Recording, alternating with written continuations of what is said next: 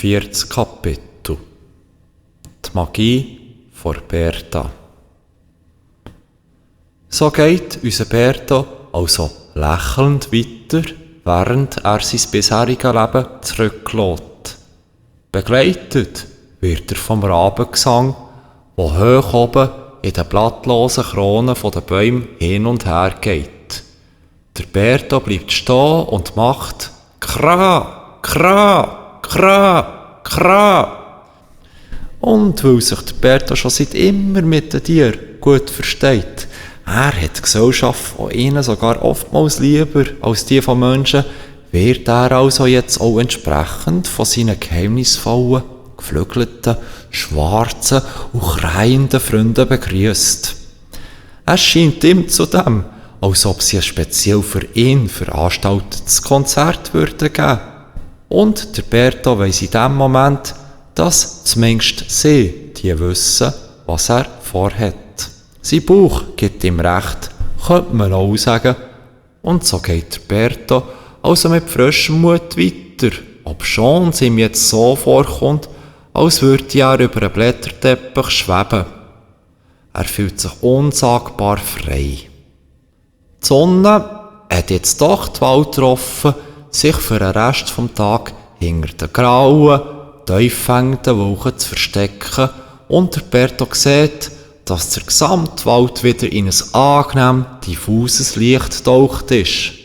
Traumlicht, denkt der Berto, genau wie gestern, und er freut sich noch mehr, so dass er wieder kindlich und hüpfend weiter traben. Irgendwo ertönt der markerschütternde Ruf vor Freiheit von einem Rab, und der Berto weiss jetzt, dass er auf dem richtigen Weg ist. Zufrieden fährt er Tri-tra-tralala anfangen singen, während er über die farbige Pracht der gefallenen Blätter flitzt. Das Zwielicht ist wieder überall um ihn herum, und trotzdem, oder eben vielleicht auch gerade aus diesem Grund, befindet sich der Berto auf direktem Weg zu Bertas Höhle. Er ist darum auch gar nicht überrascht, als er zuerst wieder die Pfleugenpilzfamilie sieht, die auf dem Waldboden rund um den breiten und hohen Baum wachsen. Ihr Rot ist heute nicht mehr so intensiv und wirkt jetzt mehr orange. Und als er dann wieder seinen Kopf hebt, erkennt er auch den schwarzen Rachen von der Höhle, etwa 15 Schritte entfernt, genau vor sich. Genau wie gestern. Nur kann der Berto heute einen kleinen, aber doch recht starken Lichtschein erkennen, der aus den Tiefen von der Höhle kommt. Das Licht kommt von einer blauen Kerze, die für ihn, für den Berto sein Kommen angezündet worden ist, wie er später noch erfahren wird. Berto kommt es fast so vor, als ob er an einem riesigen Wesen ins Auge blicken. Und nachdem es blinzelt hat, so wie es der Berto mit seiner Fantasie, der Fantasie von einem 7-jährigen Giel, schon gleich ist er 8, halt eben sieht, steht darauf aber dann auch die Berto wieder links vor ihm, genau wie gestern. Grüß dich, Berto. Schön, dass du mich auch heute kommst besuchen.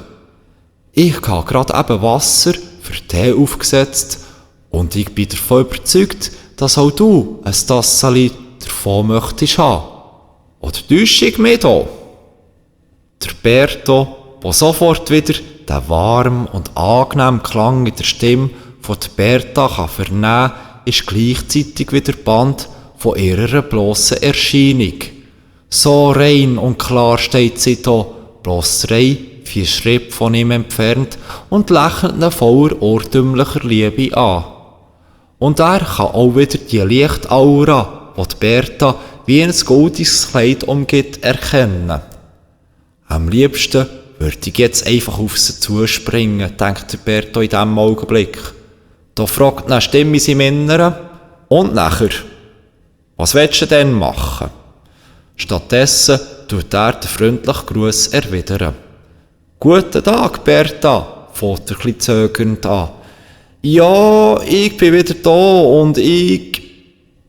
und du möchtest gern eine Tasse frischen, dampfenden Tee mit mir zusammen geniessen, versucht Berta für Indersatz fertig zu reden.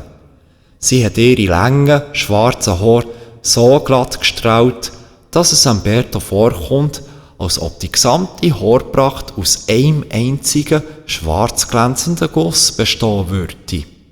Wie eine Königin, überlegt der Berta. Er nickt und redet dann weiter. Ja, das würde ich wirklich gern machen, Berta. Die Freude lässt jetzt nach sein ganzes Gesicht erstrahlen, wie die Berta angenehm überrascht kann sehen. Die Berta macht einen ganzen Schritt auf den Berta zu und jetzt trennt sie nur noch eine Armlänge voneinander, während die beiden, lediglich von den Tieren beobachtet, hier im Wald, genau vor Bertas Höhle, einander in die Augen schauen.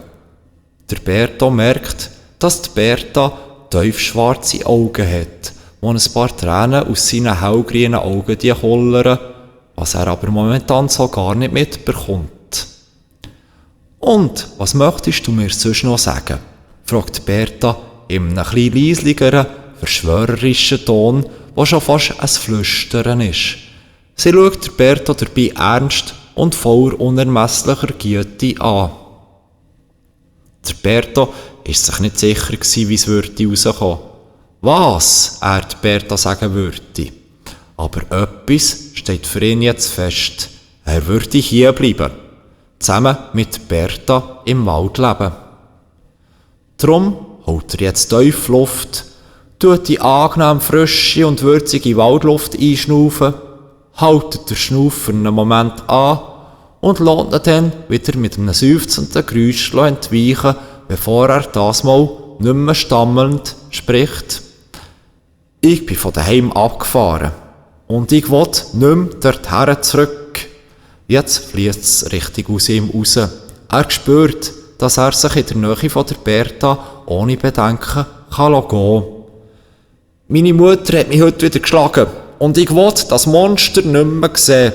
Ich will nicht mehr, dass sie mich schlägt. Ich will nicht für einen König, wobei der Berta das Wort fast rausspäut, ganz allein die gesamte, ach so dreckige Küche putzen. Ich will ein anderes Leben. Eins, das weder Schmerz noch Leid kennt. Und ich will kein guter Giel sein, so wie man es von mir verlangt. Der Berto ist, während er das gesagt hat, richtig in Fahrt gekommen und jetzt ist sein ganzes Gesicht hell errötet. So sehr tut er sich gegen die Vorstellung sträuben, auch nur einen Augenblick zurückzugehen und so sehr wünscht er sich eine andere Mutter. Eine, die ihn einfach liebt. Dem ist sich der Berto in seinem ganzen erkennenden Ausmaß bewusst geworden. Die Berta, die ab dem letzten Satz von Berto anfangen schmunzeln, macht einen kleinen Schritt auf den Berto zu. Der Berto kann jetzt nicht mehr anders und verringert den Abstand zwischen sich und der Berta ganz, indem er den letzten Schritt, eben den, wo die beiden noch voneinander trennt, machen.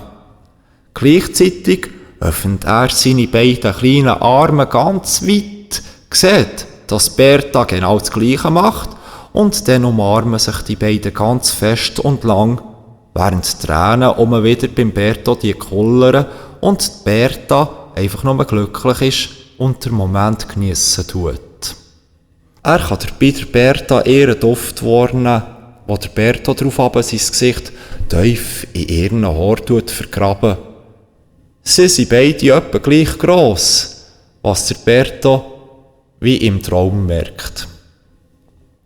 Schluchzend fährt der Berta nach einem Zeitchen weiter, während sich die beiden noch immer festhaben und hoch über ihnen weiterhin der Gesang der Krähen zu hören ist.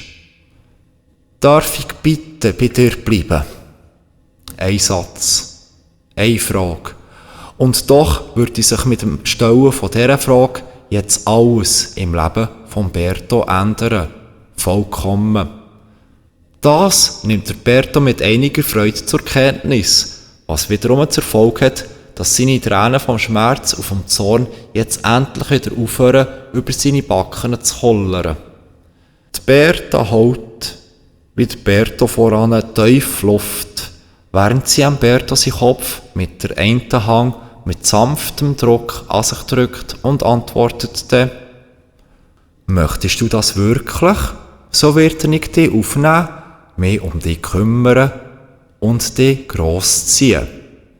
Die Berta holt noch eine tief Luft und fährt dann weiter. «Du wirst mein Sohn sein, mein Naturkind, und ich werde deine Mutter sein, wenn du das so willst, und ich werde dir Sachen lehren, die du sonst nie lernen würdest. Möchtest du das?» Der Berto, der jetzt vollständig von Freude erfüllt ist, antwortet aus vollem Herzen: «Ja, das will ich, Mutter.» Sie bleiben noch einen Moment lang eng umschlungen auf den Blättern, die mit ihrer bunten Vielfalt den gesamten Waldboden bedecken, stehen und die so ihre Abmachung bekräftigen. Als sich die beiden dann wieder voneinander lösen, hebt die Berta Berto seinen Kopf sanft zwischen ihren Hängen und haucht ihm dann so ein unsagbar guttuendes Münzchen auf die Stirn, dass der Berto dann gar nicht anders kann, als über beide Mauecken zufrieden zu grinsen. «Willkommen, mein Sohn», sagt Berta, und dann darauf ab: «Ich habe mich so auf dich gefreut und ich bin herzensfroh, dass du jetzt endlich da bist.» Kra, kra, kra, kra.